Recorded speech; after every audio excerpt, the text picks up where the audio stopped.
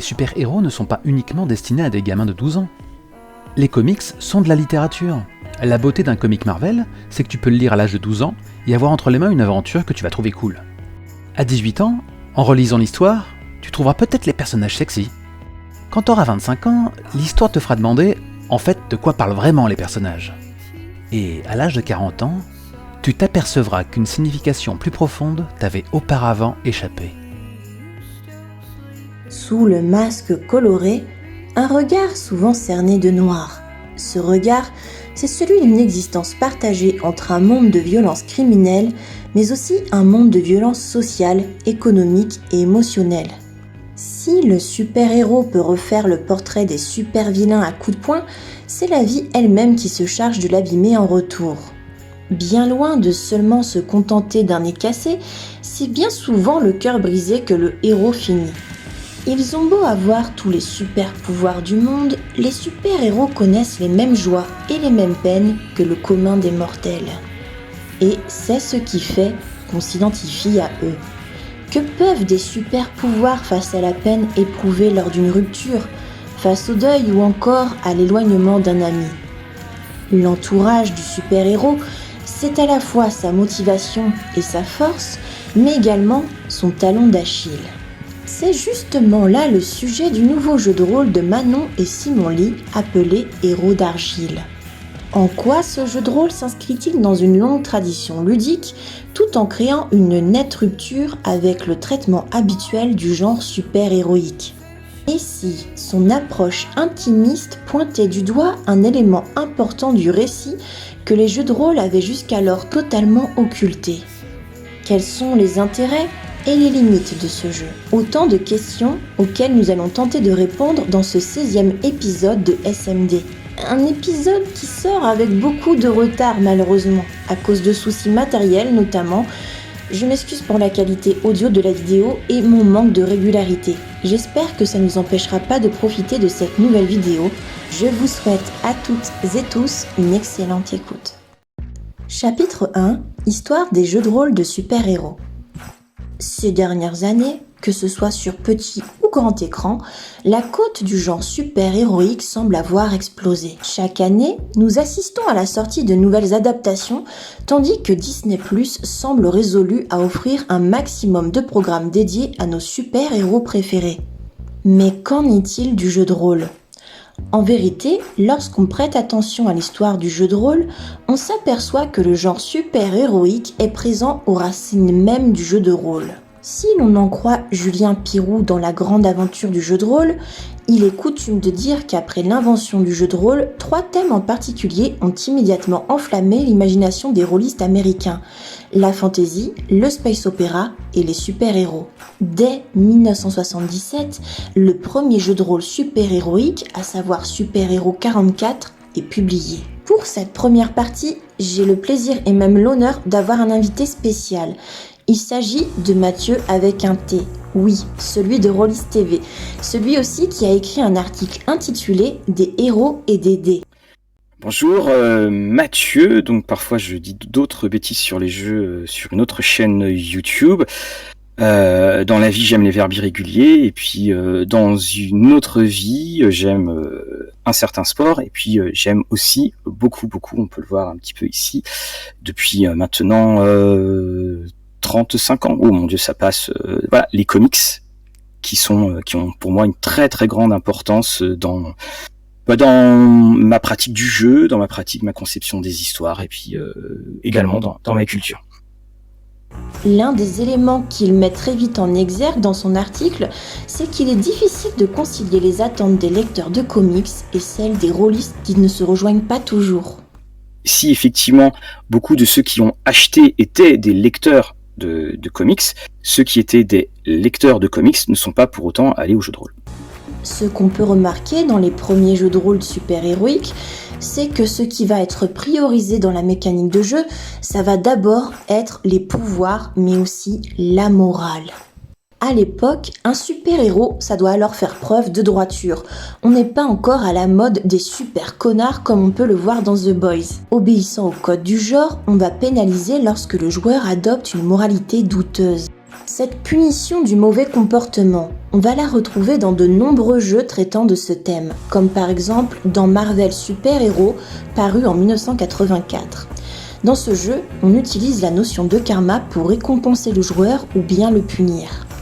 Si le joueur réalise des actions répondant à l'éthique qu'on peut attendre d'un héros, celui-ci est alors récompensé par des points de karma qu'il pourra ensuite dépenser. A contrario, s'il commet l'irréparable ou qu'il ne fait pas preuve de noblesse, le personnage joueur pourra perdre l'intégralité de ces fameux points. Ressources, popularité et pouvoir y sont présentés, mais l'aspect relationnel du super-héros y est quelque peu négligé. On peut certes bénéficier de contacts qui vont refléter les relations privilégiées qu'un personnage peut avoir, mais ces relations sont surtout considérées comme des aides purement pragmatiques et non comme des éléments centraux. Pourtant, si le héros se bat, c'est bien pour ceux qu'il aime. Ses amis, sa famille, ses amours constituent une source de motivation au cours de ses combats. Cet aspect de la vie du super-héros très ancré dans le quotidien, c'est ce qui fait que le lecteur de comics peut s'identifier davantage. Nous reviendrons sur cet élément un peu plus tard. Un paradoxe que relève très bien Mathieu dans l'article des héros et des dés, c'est que le jeu de rôle, par son aspect collectif, incite au fait de jouer des groupes de héros. Or, cet aspect collectif, il va venir gommer tout l'aspect privé et intimiste qu'un comics peut offrir à un héros qui bénéficierait de sa propre série à lui. Les nœuds moraux, la sensation de déchirement dans la double identité du personnage, tout ça, c'est occulté par les interactions ayant lieu entre les PJ, qui sont en quelque sorte les têtes d'affiche du scénario alors joué à la table. Dans le jeu de rôle, on va mettre en avant le côté action, et on le met en action parce que, de toute façon, si on a des épisodes si on a des équivalents d'épisodes où Spider-Man va être là en train de marcher en train de contempler la circulation tard le soir, ça va très mal marcher en jeu de rôle avec un groupe. Le postulat de base, c'est vous avez envie de tout casser comme Hulk, eh bien allez-y, faites-le. Voilà ce qu'on vous propose. Ou si vous voulez aller d'un immeuble à un autre avec une toile d'araignée, faites-le. On prend juste l'aspect très héroïque du héros, justement. On prend son aspect super. C'est vrai que parfois, le côté héros, dans le sens littéraire du terme, est un petit peu évidé. Le simple fait d'avoir l'aspect collectif du jeu de rôle fait qu'on va diviser par autant je crois que dans l'article, je dis le temps de présence à l'écran, mais c'est ça. Il faut bien concevoir effectivement le fait qu'on va jouer un groupe. On te propose de base de jouer dans un groupe. On va jouer des sommes d'individualités qui vont former un groupe avec tout ce que ça peut amener. Hein. Comme disaient les Vengeurs, unis nous tenons, divisés nous tombons. Et alors que justement l'attachement qu'on va avoir à un héros, c'est pas le combat. L'attachement qu'on va avoir au héros, c'est entre les combats. C'est Peter qui est dévasté par la mort de Gwen, c'est Matt qui n'arrive pas à se remettre de la mort d'Electra, et puis plein d'autres choses bien entendu. On remarquera d'ailleurs que la motivation du héros, c'est toujours quelque chose qui arrive à l'alter ego qui est, quand je dis l'alter ego, qui arrive toujours toi en tant que personne. C'est toi, tu es une personne normale entre guillemets, et tu vas décider de changer ton identité à la suite d'un événement traumatique. Et tout le monde dit bien que Bruce Wayne aurait peut-être dû prendre sa fortune pour se payer une bonne psychothérapie, ça éviterait beaucoup de promenades tard le soir. Et c'est ça qu'on se retrouve à gommer dans le jeu de super-héros. On le retrouve à gommer pour le nombre, et d'ailleurs aussi, quand tu regardes bien l'évolution dans le comics de ce que sont que les groupes de super-héros, à la base, on a des séries régulières, et puis à un moment, quelqu'un a dit « ça serait chouette si on avait tous les héros ensemble, parce qu'en plus ça aiderait à faire la notion d'univers », puis il y en a un au fond de la salle, puis on se ferait de l'argent dessus. Et donc c'est comme ça que les groupes se sont créés, ce sont des individualités qui ont créé un groupe. Et après, dans les évolutions de séries de groupes de super-héros, quand tu avais un personnage qui était un personnage que les fans adoraient, à ce moment-là, on l'extrayait du groupe. Je pense à Serval, Wolverine, pour les nouveaux. On l'extrayait du groupe et on lui donnait sa série régulière. Ce qui fait d'ailleurs qu'il avait deux vies. Il avait une vie dans sa série régulière, une vie de super-héros. Et ça va même encore plus loin.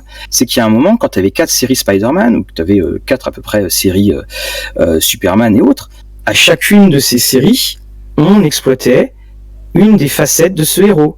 Parfois, c'était la relation avec d'autres personnes. Il y avait un côté plus héroïque, c'est-à-dire il y avait plus de bagarres. On se perdait moins justement dans les cases d'introspection et de construction de personnages. C'est pour ça que c'est un aspect qui est assez paradoxal du jeu de rôle de super-héros, c'est que si tu veux faire un personnage très très fouillé dans le background, d'ailleurs les personnages très très fouillés, le background est souvent quand même assez léger, on a une trame, mais c'est pas non plus... Enfin, voilà, il y a encore de quoi manger. Après, ça sera effectivement en solo ou dans des parties plus réduites, qui excluront parfois le fait qu'il y ait des bagarres. Pourtant, il est intéressant de noter que le jeu Villains and Vigilantes se penche dès sa nouvelle édition, en 82, sur la question de la double identité dans son game design. Dans une mise en abîme, votre personnage, c'était vous, mais avec des pouvoirs. Ainsi, les joueurs se jouaient eux-mêmes dans la partie civile du récit, tandis que la feuille de personnage, elle, permettait d'incarner le super-héros dans un système de jeu par certains aspects assez lourd, il faut le dire. Alors, je pense que ça faisait partie ça faisait partie des expérimentations du début. Je trouve que c'est une belle idée. Et d'ailleurs, moi, je suis sur une page Facebook, sur un groupe de super-héros, et quelqu'un, je crois que c'est hier ou avant-hier, a reparlé de cela. Après, je trouve que si ça devait ressortir maintenant, on donnerait le choix, parce que le jeu de rôle, c'est faire semblant c'est avoir un rôle. Donc si tu te joues toi-même, est-ce que tu joues un rôle? Et puis après, il y a aussi des personnes qui sont pas forcément à l'aise avec leur corps, ou forcément à l'aise avec les éléments de caractéristiques. Donc si tu dois te juger, parce que non seulement tu dois te mettre tes caractéristiques toi-même, donc tu te mets ta caractéristique, combien tu estimes avoir en charisme, en intelligence, et tu dois la soumettre, tu la soumets aux joueurs, enfin au maître de jeu, et tu la soumets aux autres joueurs. Voilà, donc je crois que on peut facilement se mettre en porte-à-faux, mais quelque part on avait voulu faire une sorte de mise en abîme, c'est-à-dire que quand on commence le jeu de rôle, parce qu'à l'époque tout le monde était plutôt jeune, on te dit, tu sais que tu vas pouvoir vivre ce soir, tu vas vivre quelque chose d'extraordinaire, même si ta journée a été une journée pourrie. C'était ça qu'on proposait. On proposait en fait, toi-même, tu devenais une sorte d'interface pour passer de la réalité au jeu. C'est ça que j'aime beaucoup dans le symbole. Dans la pratique, il y aurait des choses à retravailler. Depuis, le jeu de rôle semble avoir occulté cet aspect de la vie du super-héros. Qu'il s'agisse de Mutant and Masterminds ou du plus récent Masque, le récit de la vie quotidienne, l'identité civile du super-héros et ses enjeux semblent bel et bien être négligés par le jeu de rôle. Pourtant, lorsqu'on analyse un peu les données du comic Spider-Man au début des années 60, on se rend compte que la part du récit dédié à la vie privée de Peter Parker s'élève jusqu'à 30% du récit. J'ai appris ça en lisant un bouquin très sympa de Thierry Rogel appelé Sociologie des super-héros que je vous recommande. Mais revenons-en à notre homme araignée. Ce sont ces 30% du récit qui donnent une dimension plus profonde, voire parfois tragique à Spider-Man. Ce sont ces fameux 30% qui donnent à Spider-Man son humanité, mais aussi son universalité. Le petit étudiant qui galère à payer son loyer, qui connaît l'amour, le deuil, qui se bat pour sa ville et ses concitoyens. Tout comme nous, les héros sont soumis à des préoccupations matérielles, mais aussi émotionnelles. En effet, ces derniers, tout comme nous, doivent travailler pour manger la plupart du temps. Ils doivent payer des factures ou bien sont soumis à des tourments malheureusement communs, tels que l'alcoolisme d'Iron Man par exemple. Alors, je pense que ça vient de plusieurs choses. Donc, la première, donc c'est 30%. On est dans les années 60, 63, Stanley arrive et il veut prendre un contre-pied radical de ce qu'on peut connaître dans l'univers de DC notamment. C'est-à-dire que la première chose, c'est qu'on va créer un univers qui existe. C'est-à-dire qu'il y a bien New York, il y a bien le bullpen de la rédaction de Marvel qui est dans New York.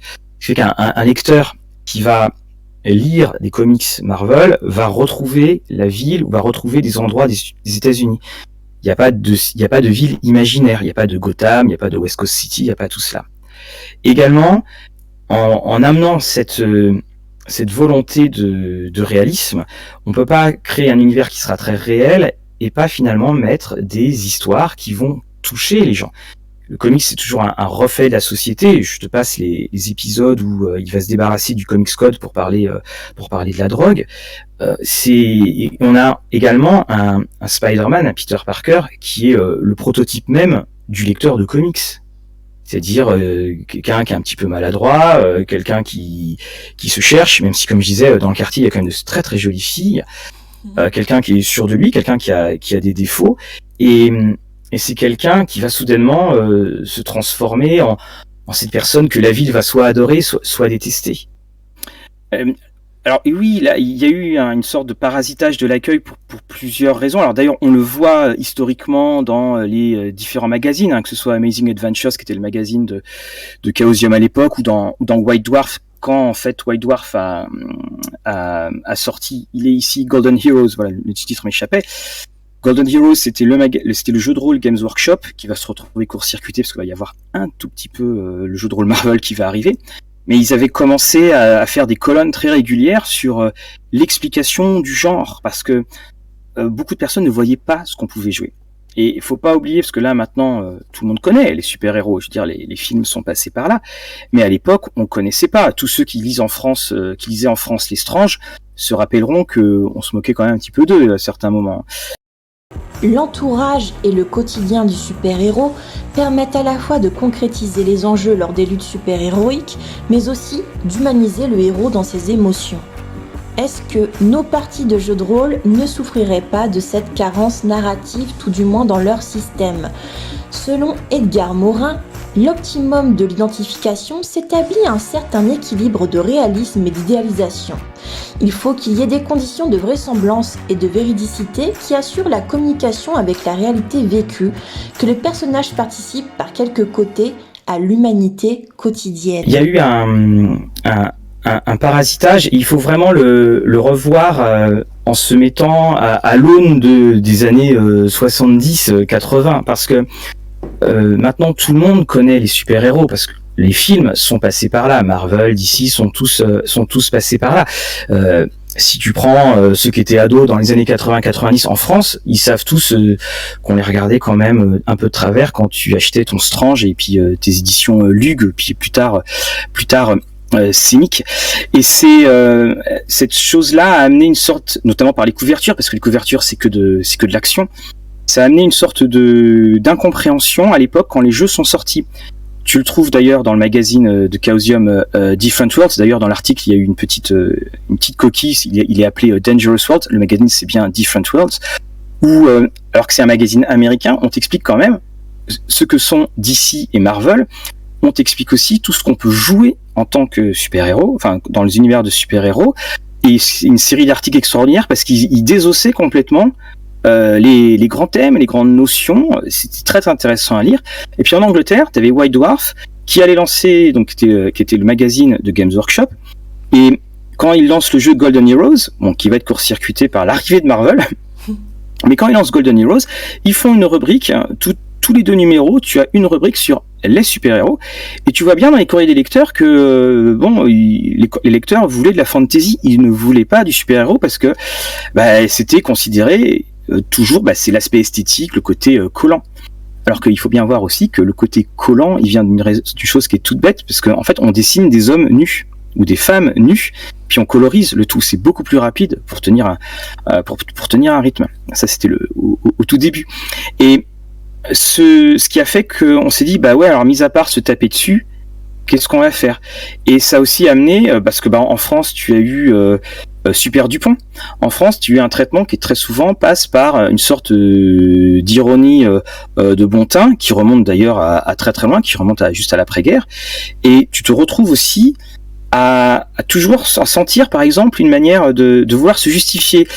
C'est-à-dire, là, BBE, là, dans leur pub sur Mutant and Mastermind, tous en slibard. Il y a toujours cette petite... Et t'as pas, par exemple, pour de la fantasy...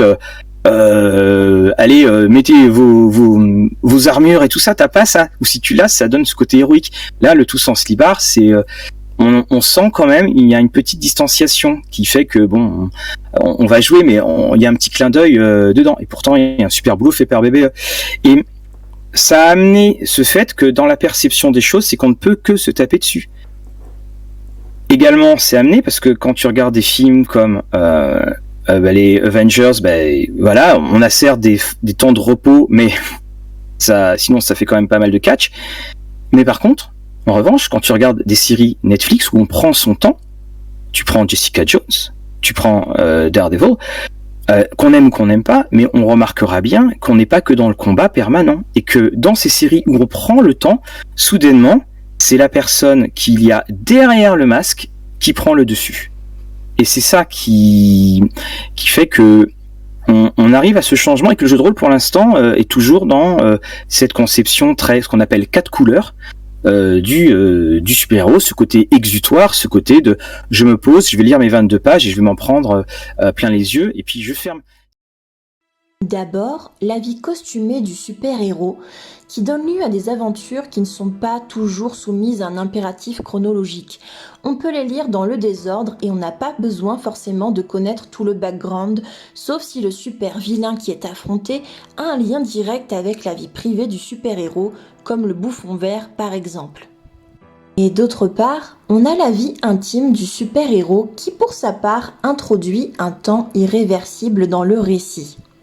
Le héros change peu à peu de statut au fil du récit. Il vieillit, il noue et dénoue des relations. Par exemple, les aventures de Peter Parker commencent alors qu'il est un adolescent.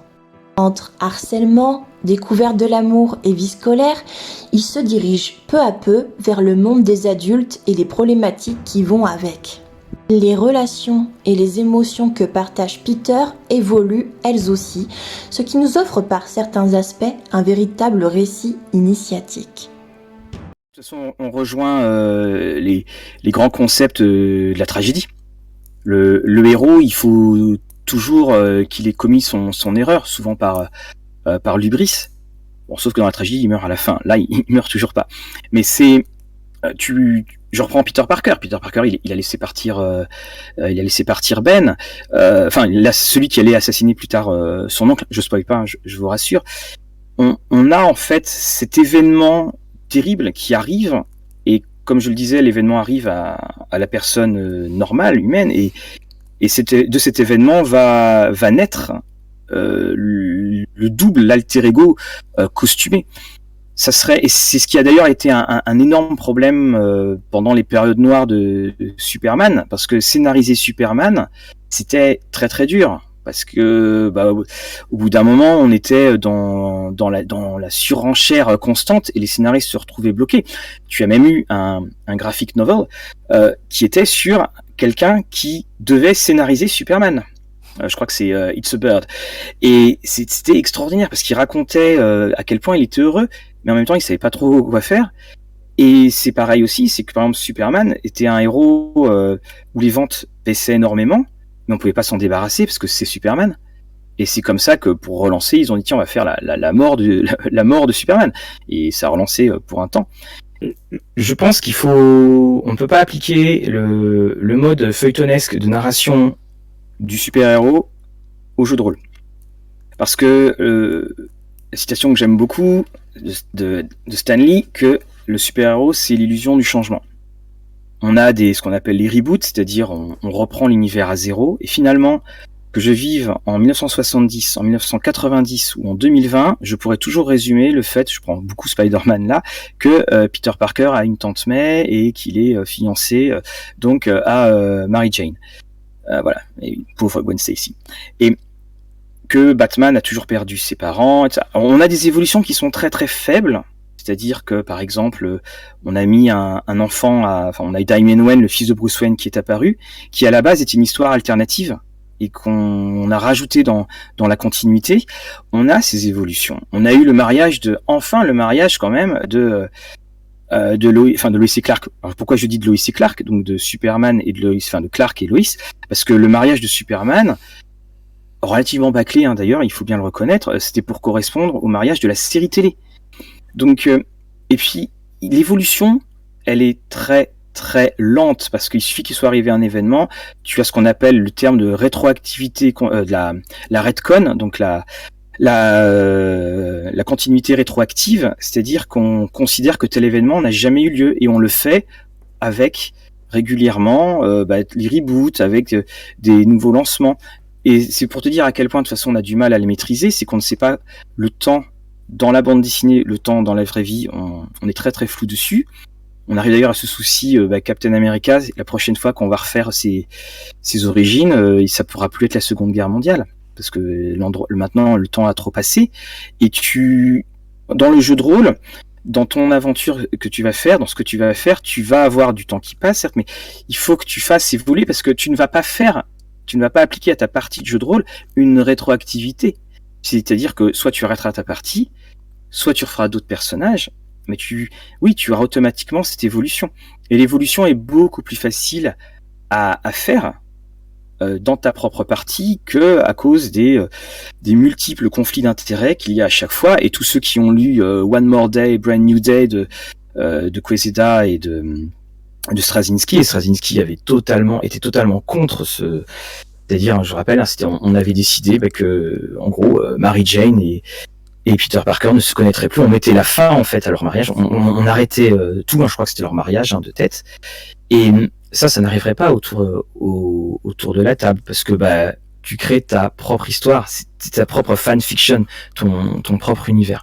Donc oui, on peut pas appliquer la même chose. Et c'est ça aussi qui est super, c'est que tout le monde voulait que Lois et Clark s'épousent. Là, dans le jeu de rôle, t'es pas obligé d'attendre des décennies. Tu peux, si tu peux faire ça en quelques parties. C'est toi qui deviens le scénariste, donc c'est ça qui est extraordinaire. Mais où se cache cette dimension dans nos mécaniques de jeu super-héroïques ?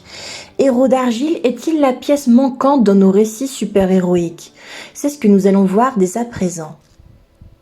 Chapitre 2 : l'intimité super-héroïque en question. Héros d'argile est un jeu de rôle conçu par Simon et Manon Lee. C'est à ces deux auteurs que l'on doit également le jeu de rôle d'année qui revisite un autre mythe littéraire que celui du super-héros, à savoir le vampire. De la même manière que dans leur précédent jeu, le duo de game designers semble vouloir renouer avec une vision plus intimiste et tourmentée du vampire, Héros d'argile a pour particularité de proposer une exploration plus profonde et humaine du super-héros. À l'origine de ce projet ludique, une ancienne participation à l'édition 2017 de Game Chef. Une édition au cours de laquelle les participants doivent créer un jeu de rôle autour de certains mots-clés. Celui de Coupé semble avoir particulièrement retenu l'attention de Simon et Manon Lee, qui vont mettre en exergue le déchirement vécu par la figure du super-héros, constamment divisé entre sa vie costumée et sa vie civile. Un jeu sans dés, sans MJ. Ça se joue pas sur un coup de thé. Le jeu fait une vingtaine de pages, pourtant on distingue déjà très clairement la silhouette de Héros d'argile. La table se divise déjà entre héros, vilains et sidekick. La mécanique de jeu est alors centrée sur le fait de choisir de sacrifier un proche ou bien sacrifier une part de son idéal à travers la notion de morceau. Le jeu est peaufiné dans l'ombre plusieurs années durant jusqu'en novembre 2021 où il est enfin proposé en financement.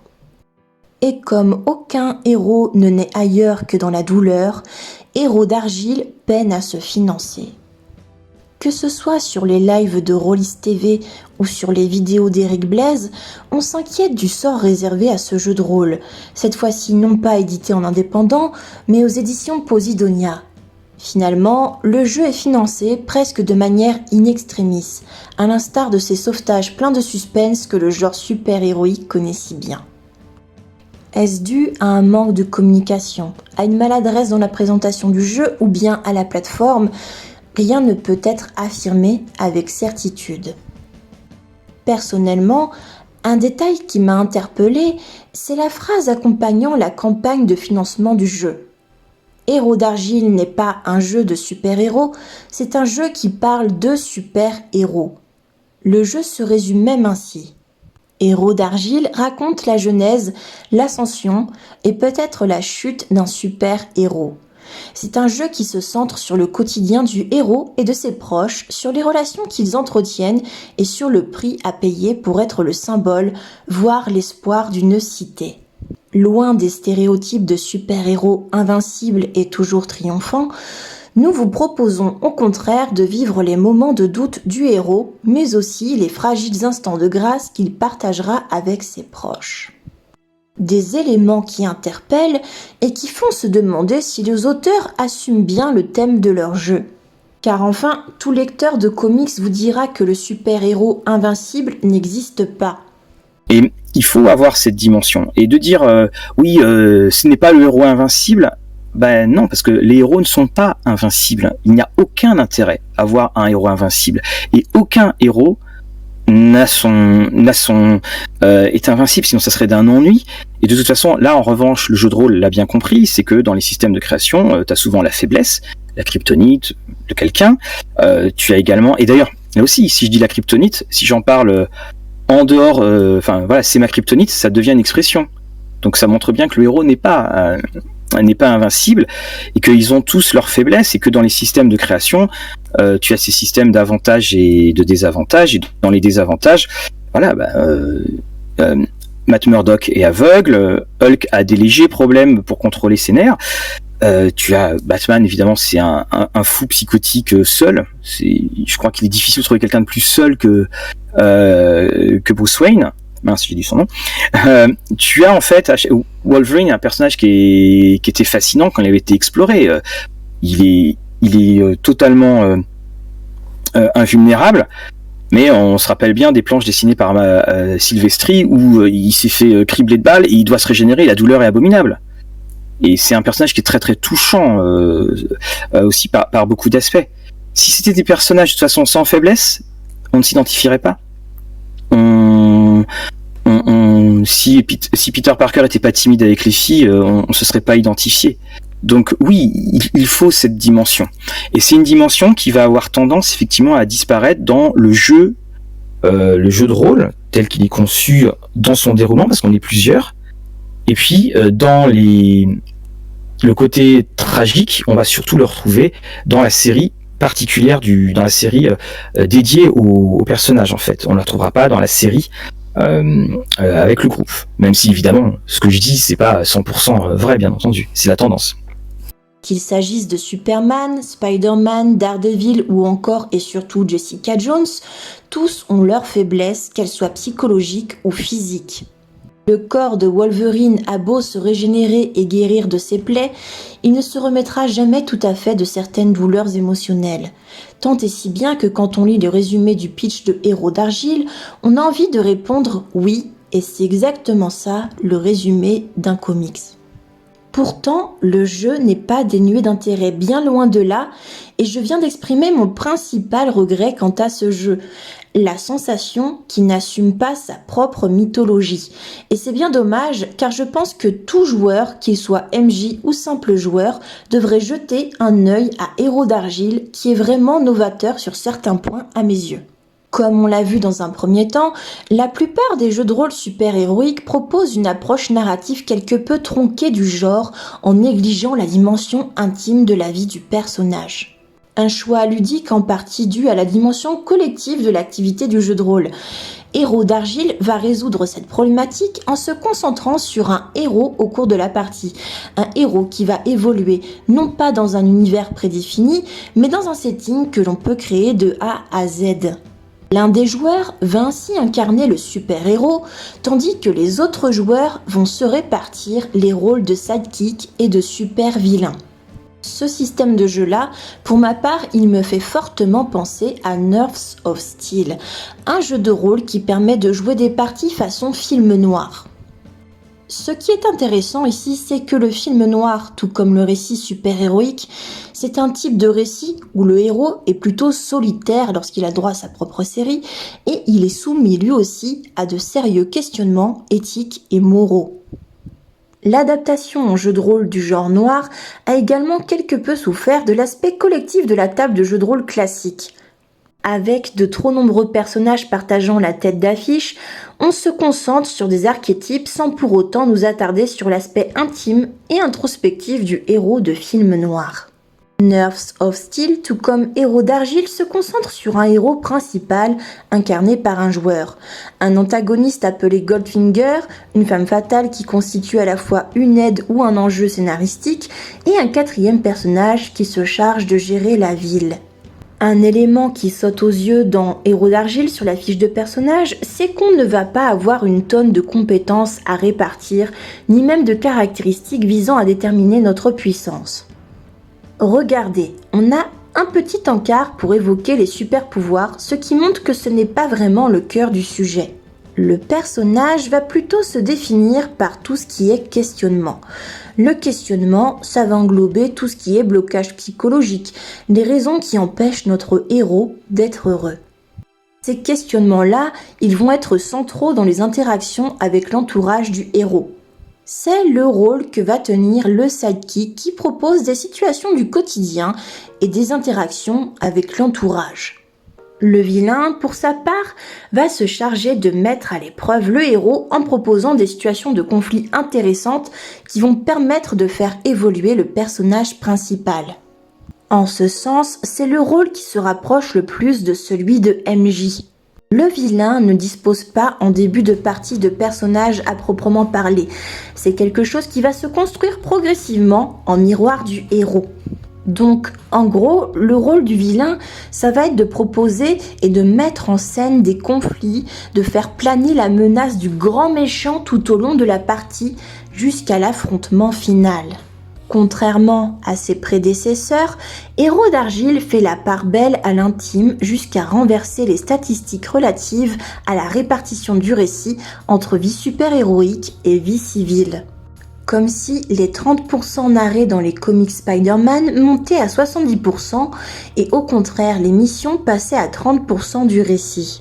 Les missions constituent un type de scène à part entière au cours desquelles le super-héros va pouvoir tenter de contrer l'emprise du super-vilain sur la ville. Le récit est en effet structuré en une succession de différents types de scènes qui alternent entre scènes du quotidien mises en scène par les sidekicks et scènes de teasing et de conflits gérés par le vilain. La partie est donc d'abord rythmée par cette alternance de scènes, mais aussi par le compte à rebours que l'on peut retrouver sur la fiche du vilain.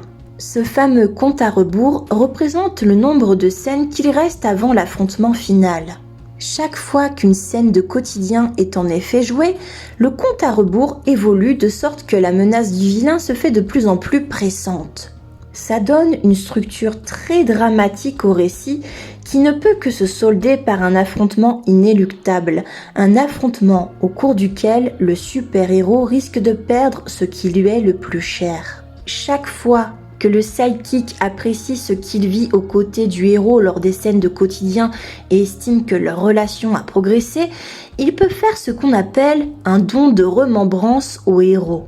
Le don de remembrance se matérialise par un morceau de papier sur lequel le joueur va inscrire l'instant partagé avec le héros. Or, lorsqu'il fait ceci, le sidekick se rend par la même occasion vulnérable au bad guy. Plus le sidekick offre de remembrance, plus il est vulnérable aux attaques du vilain qui devient également plus puissant. Chaque don de remembrance offre un dé supplémentaire au super-héros lors de l'affrontement final, comme si ses proches lui envoyaient de la force. Un 5 ou un 6 indique une réussite face à l'antagoniste. Les autres chiffres entraînent ce qu'on appelle des retombées qui seront nécessairement fâcheuses. En résumé, plus le sidekick se rapproche du personnage principal en passant de bons moments à ses côtés, plus il devient mécaniquement et scénaristiquement un enjeu dans l'affrontement avec le vilain, ce qui est très intéressant.